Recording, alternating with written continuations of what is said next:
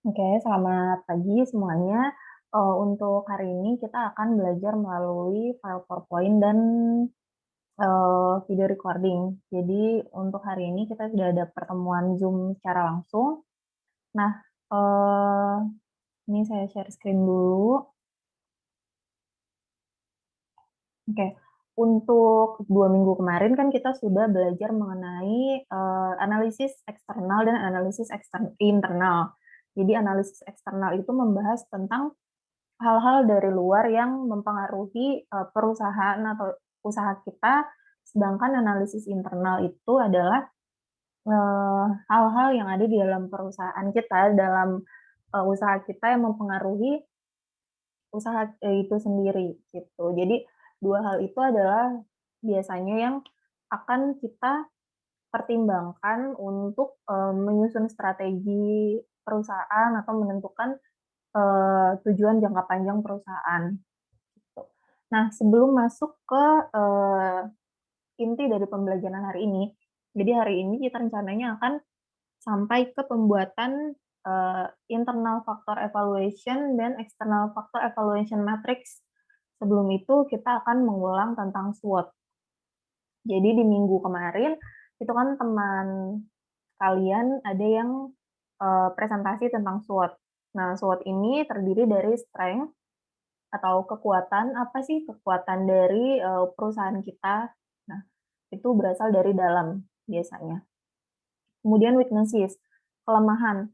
Apa sih kelemahan yang ada di dalam usaha kita atau perusahaan kita? Lalu kemudian opportunities dan threats ini adalah hal yang dari luar perusahaan kita. Jadi kalau kita lihat SWOT ini berasal dari analisis internal dan analisis eksternal. Ya. Nah, opportunities dan threat, kesempatan dan ancaman itu biasanya berasal dari luar usaha kita atau luar perusahaan kita. Nah, ini ya, strength ini merupakan keunggulan sumber daya terhadap para pesaing dan kebutuhan pasar yang dilayani atau diharapkan untuk dilayani oleh perusahaan. Nah, usahakan kekuatan yang kita miliki ini sebisa mungkin adalah eh, tidak dimiliki oleh perusahaan lain. Jadi kalau misalnya kamu bergerak di bidang F&B product, misalnya usaha restoran, nah usahakan em, ada sebuah kekuatan, entah itu misalnya menu atau misalnya pelayanan kamu gitu kan, yang memang unik dan cuma kamu yang punya kayak gitu. Sedangkan orang lain itu tidak punya. Misalnya contohnya kamu punya karyawan yang misalnya tulus melayani dari hati seperti itu, atau misalnya kamu punya produk-produk yang memang cuma dimiliki oleh restoran kamu seperti itu. Nah, usahakan eh, usaha yang kamu miliki ini punya kekuatan yang unik yang hanya dimiliki oleh perusahaan kamu sendiri. Kemudian, nah, kelemahan. Selain kamu harus tahu kekuatan kamu juga harus tahu kelemahan kamu itu apa. Gitu. Kalau kelemahan kamu yang dibandingkan sama perusahaan lain atau usaha lain.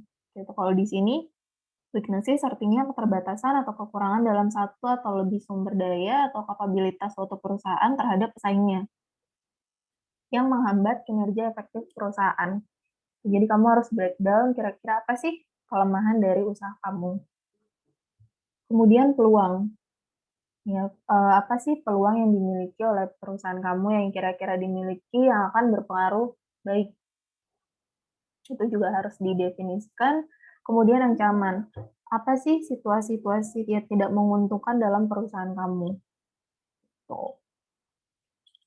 Nah, keempat poin ini, SWOT, ini bisa kita gambarkan dalam sebuah diagram analisis SWOT.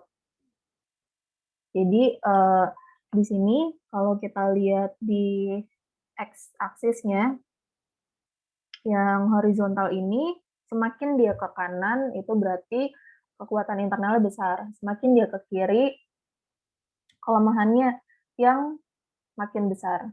Nah, kalau kita lihat yang ke atas dan ke bawah atau yang vertikal, atau kalau di diagram Cartesius kita sebut dengan y-axis, semakin ke atas berarti peluangnya semakin banyak. Semakin ke bawah berarti ancamannya semakin banyak, gitu. Nah, kita harus tahu posisi perusahaan kita. Sel 1, ini berarti kekuatan kamu besar, peluang kamu besar, mendukung strategi agresif. Kalau di sel 2, kekuatan internal kamu sebenarnya besar, tapi ancamannya juga besar. Jadi contohnya, restoran yang kamu miliki misalnya bagus gitu, kekuatan internalnya bagus, tapi ternyata banyak pesaing, contohnya. Nah, strategi apa yang bisa kamu ambil? Ini biasanya strategi diversifikasi. Terus ada di sel 3, sel 3 ini berarti peluangnya tinggi, tapi lemah, kelemahannya juga tinggi, gitu. Nah, berarti selnya itu di sel 3 mendukung strategi yang berorientasi pada perubahan. Kamu harus berubah, harus meminimalisir kelemahan yang kamu punya. Terus kalau yang keempat, sudah ancamannya banyak, lemah pula gitu. Nah, ini kamu mendukung strategi defensif. Nah, ini adalah cikal bakal kita menyusun matriks IV dan matriks EV.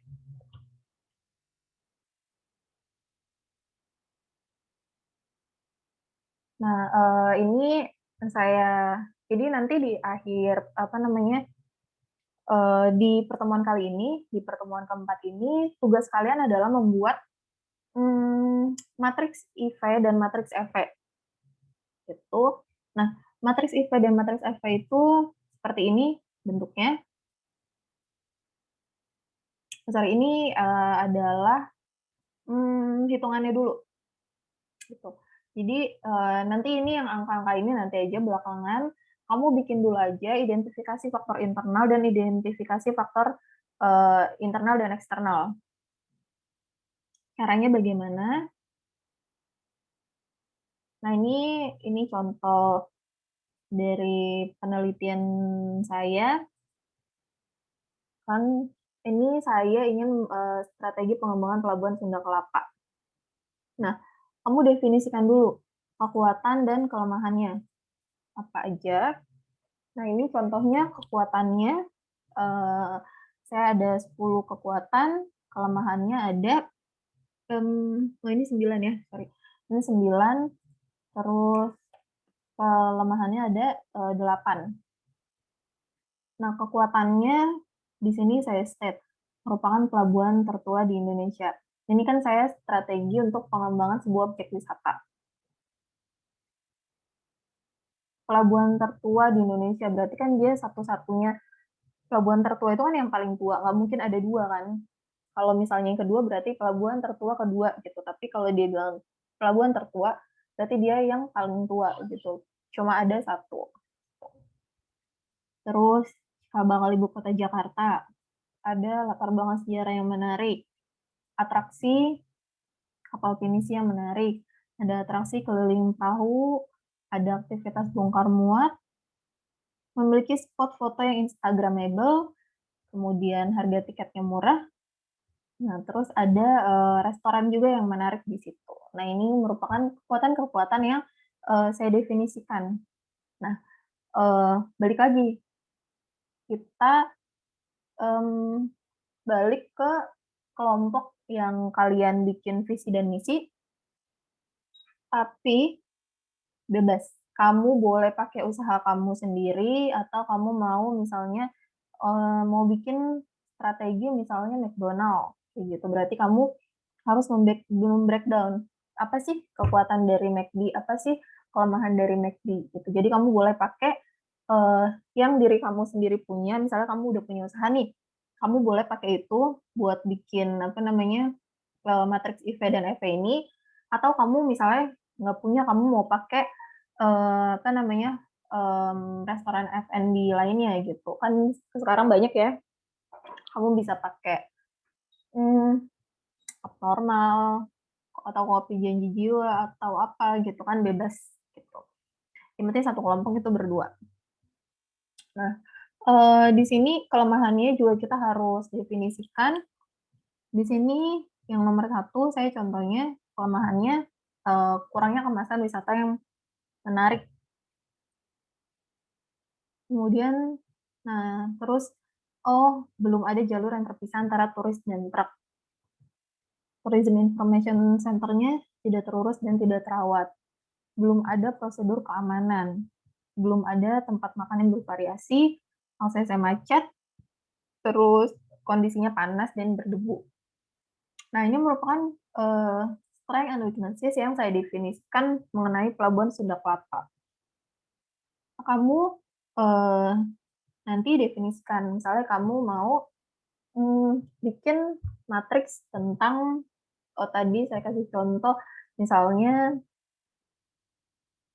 KFC lah gitu, contohnya KFC. Nah, kekuatannya KFC apa? Misalnya harga terjangkau, kemudian punya 11 bumbu rahasia kayak gitu, atau apa gitu. Kelemahannya misalnya pelayanan yang kurang cepat atau apa kayak gitu. Nah, terus habis itu kita masuk ke peluang dan ancaman. Nah, kalau peluang ini kan sifatnya dari luar ya. Apa sih kira-kira peluang yang dimiliki oleh usaha yang mau kamu bahas gitu. Nah, kalau di sini peluangnya di Pelabuhan Sunda Kelapa contohnya, dia bagian dari wisata kota tua, dicanangkan sebagai 10 Bali Baru Indonesia. Jadi kemungkinan nanti ke depannya orang-orang misalnya bosen ke Bali gitu kan, dia nyari, oh ini apa namanya, wisata yang katanya 10 Bali Baru di Indonesia kayak gitu. Terus adanya program pengembangan dari pemerintah daerah, itu juga merupakan sebuah peluang. Kemudian, meningkatnya minat kunjungan, itu sudah pasti peluang, bukan. Terus habis itu ada revitalisasi kawasan heritage, gitu kan. Nah, kemudian kita definisikan ancamannya. Apa sih ancamannya, gitu kan, yang kira-kira membuat orang tidak mau datang, gitu. Misalnya, kurangnya pemahaman masyarakat akan pentingnya sejarah, adanya force major seperti banjir, karena kan dia posisinya ada di pinggiran kota Jakarta gitu. Terus kemungkinan ada demo segala macam gitu kan. Terus habis itu jumlah kapal pinisi yang ada di situ semakin berkurang sehingga menyebabkan kurangnya atraksi seperti itu. Nah, ini kalian buat dulu masing-masing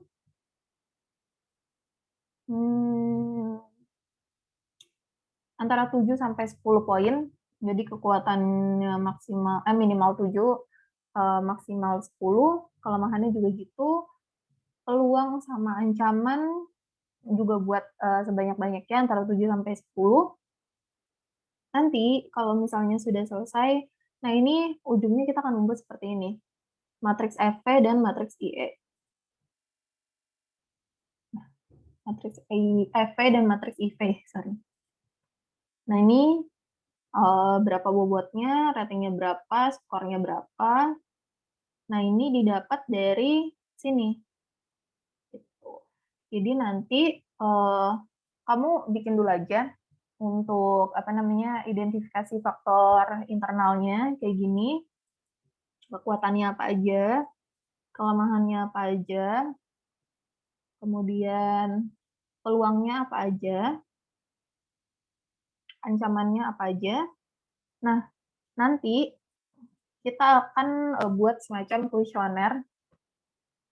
Kamu kirim bolehlah ke 20 orang. Nanti kalau misalnya udah, nanti habis UTS lah ya, nanti habis UTS saya ajarin gimana caranya dari apa namanya ini nih identifikasi faktor internal dan eksternal, gimana caranya kamu akan mendapatkan nilai dari responden kamu gitu. Nah, untuk apa namanya pertemuan yang hari ini simpel aja, jadi kalian bikin aja gitu, jadi buat kelompok dua-dua, kan udah ya kemarin pas di sini sih sama aja kelompoknya itu berdua-berdua. Terus habis itu kamu cari usaha yang mau kamu bahas, boleh dari usaha yang kemarin, tapi usahanya harus sudah ada ya, karena kan kita mau, eee, breakdown nih, apa sih, eee, kekuatan, kelemahan, peluang, sama ancamannya. Kalau misalnya kamu pakai yang belum ada, kan kita nggak bisa apa namanya, nggak bisa, eee, analisis, apa sih kekuatannya, apa sih kelemahannya, kayak gitu.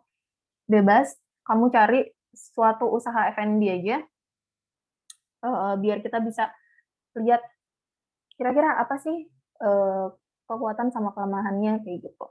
Nanti saya kasih rekomendasi juga kalau misalnya kamu bingung mau cari apa gitu kan, saya ada rekomendasi usaha-usaha yang cukup unik gitu kan, kamu bisa tinggal pilih, tapi satu kelompok dengan satu kelompok lainnya itu harus berbeda, jenis usahanya. Oh sorry, nama apa namanya, produknya, gitu. Ya, jadi, hari ini kalau kamu baca PPT, terus kalau misalnya udah selesai lihat video pembelajarannya juga, kalian bikin untuk identifikasi faktor internal dan eksternal, ini nanti akan saya share materinya di Elsa. Nah, eee, untuk tugasnya, biar nggak terlalu lama ya, besok maksimal dikumpulkan di hari Jumat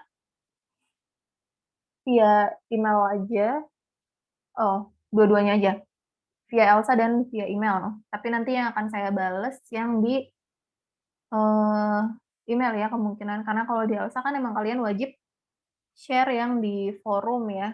Jadi di yang di Elsa masing-masing orang nge-share ininya, apa namanya, faktor internal dan eksternalnya. Nanti kalau yang di email salah satu aja kirim email ke saya, noviandeni@polteksait.ac.id, gitu. Nah, kalau misalnya ada yang belum jelas, yang, belum paham bisa ditanyakan ke saya. Tapi kalau untuk materinya hari ini kita singkat aja, paling cuma 10 menit ya. Nanti bisa dibaca lagi untuk di PPT-nya. Oke, paling itu aja dari saya. Bye-bye, selamat siang.